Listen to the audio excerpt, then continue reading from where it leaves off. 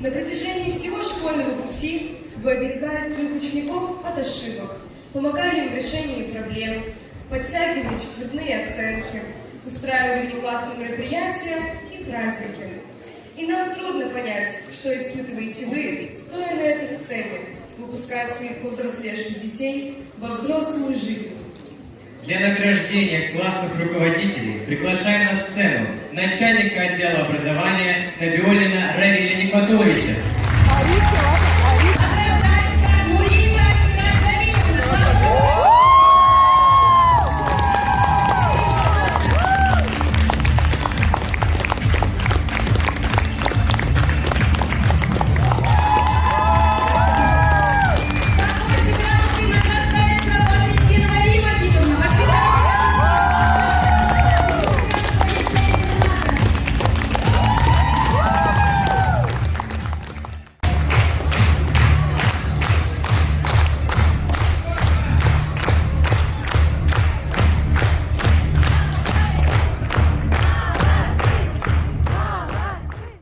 Оқушылар, әте сын көңілден бүгінгі ұңғы тыңдырау байрамы менен қайнар құтлайын.